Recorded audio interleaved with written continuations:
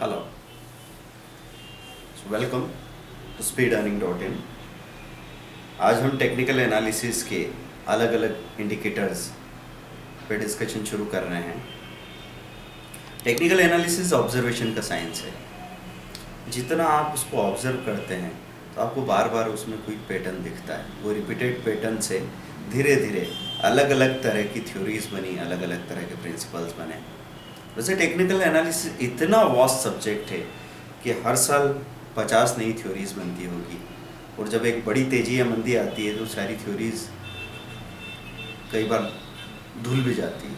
कुछ एक चीज़ें हैं जो टाइम टेस्टेड है, कुछ एक थ्योरीज है जो इतने सालों तक जिंदा है। वैसे मैं टेक्निकल एनालिसिस को पूरा सिंप्लीफाई करके आपको देना चाहता हूँ, लेकिन फिर भी इन टेक्निकल टर्म्स को समझने से आपको कॉन्फिडेंस है कि हाँ, मैं भी इन टर्म्स को समझता हूँ। तो आज हम लोग बात कर रहे हैं MACD की, moving average convergence divergence. Convergence मतलब मिलना, डाइवर्जेंस मतलब दूर जाना। तो मूविंग एवरेज क्या है, पहले हम लोग ये देख लेते हैं। मूविंग एवरेज मतलब किसी भी दिन की क्लोजिंग प्राइस अलग अलग होती है। हम कंफ्यूज होते हैं ये देख के कि आखिर चीज़ों में हो क्या रहा है। कोई आपने सिल्वर को देखा है, एक दिन 44,100 बंद हो गई, फिर 43,900 क्लोज हुई, फिर 44,200 क्लोज हुई, फिर 44,000 क्लोज हुई। तो 4 दिन बाद अगर आपसे कोई पूछे कि बढ़ रही है या घट रही है तो बताने में तकलीफ होगी। तो मूविंग एवरेज इस जिगजैग मोशन को, ये जो जिगजैग मोशन चल रहा है, इसको स्मूथ करती है। तो हमको ये जानना आसान होता है कि बढ़ी या घटी। तो मूविंग एवरेज ऐसे निकाला जाता है जैसे 1 तारीख को जो क्लोजिंग प्राइस आया उसको 2 तारीख की क्लोजिंग प्राइस, 3 तारीख की क्लोजिंग प्राइस, उन तीनों को प्लस किया, 3 से डिवाइड किया, एक एवरेज आया। उसके बाद में 1 को हटा दो, 2, 3, 4, 3, 4, 5 तारीख, 4, 5, 6 तारीख, और इनको प्लस करके 3 दिन का एवरेज निकालते गए तो एक बदलता हुआ एवरेज आएगा, उसका एक चार्ट बनेगा। तो इसको कहा जाएगा 3DMA, 3 दिन का मूविंग एवरेज।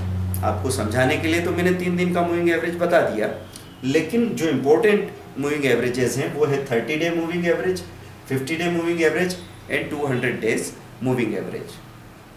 अब MACD इंडिकेटर कैसे काम करता है, इस चीज़ को हम समझेंगे। ये हमने यहाँ पे अपना नॉर्मल चार्ट, ये एक्स एक्सिस है, ये वाई एक्सिस है, ये प्राइस स्केल है, ये टाइम स्केल है, ये एक एवरेज चार्ट बन गया हमारा, और इसमें इस तरीके से ये मूवमेंट्स हो रहे हैं, ठीक है। इसके नीचे एक MACD का चार्ट होगा। अब जब भी चार्ट खोलते हैं, सपोज मनी कंट्रोल में आपने चार्ट खोला तो आपको चार्ट के नीचे चार्ट्स नज़र आते हैं। MACD, moving average convergence divergence. Basically ये इंडिकेटर क्या दिखाता है वो मैं यहाँ आपको समझाना चाह रहा हूँ। तो MACD में 2 तरह की लाइंस को यूज़ किया जाता है। एक होती है स्लो लाइन,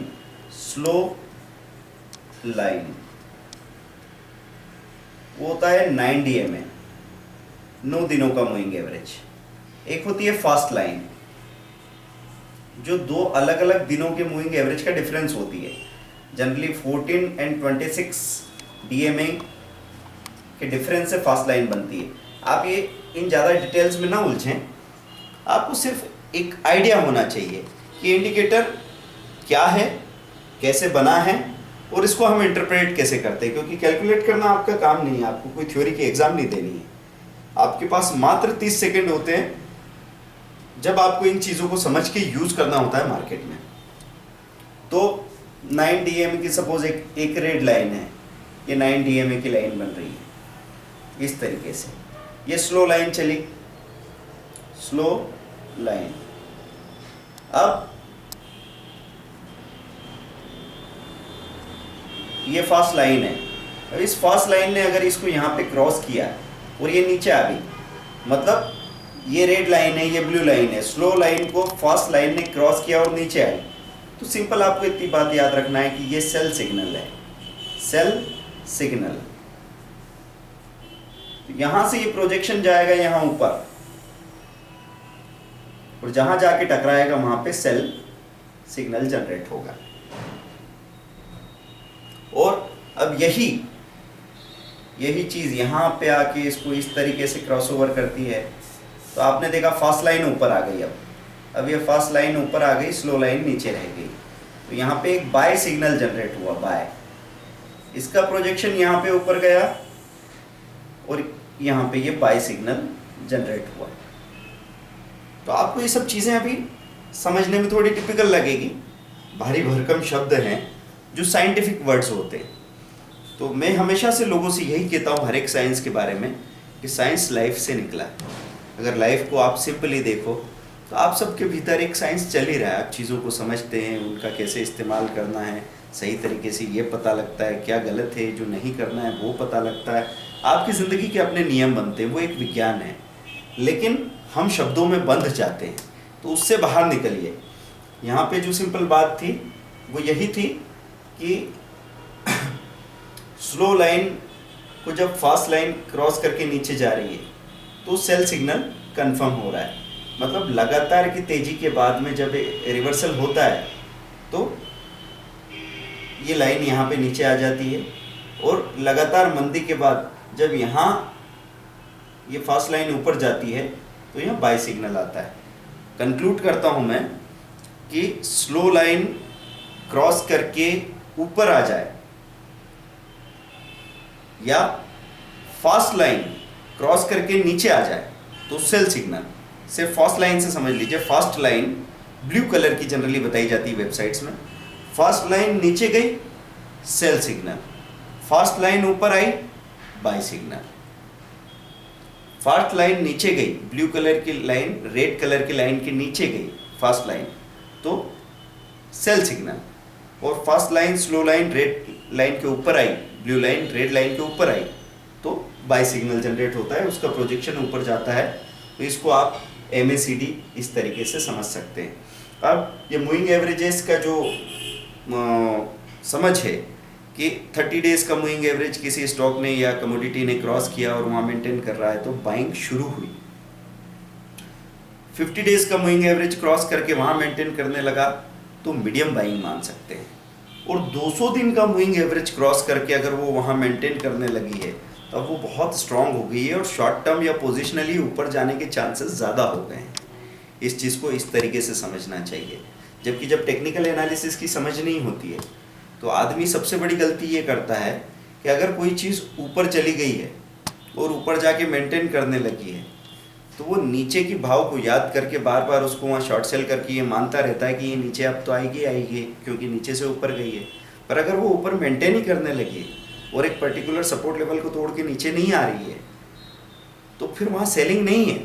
तो ये उल्टा काम कभी नहीं करना कि जो चीज़ अपने 200 दिन के मूविंग एवरेज के ऊपर मेंटेन कर रही है उसको वहाँ बार बार शॉर्ट सेल कर रहे हैं, वो बार बार नए हाई बना रही है।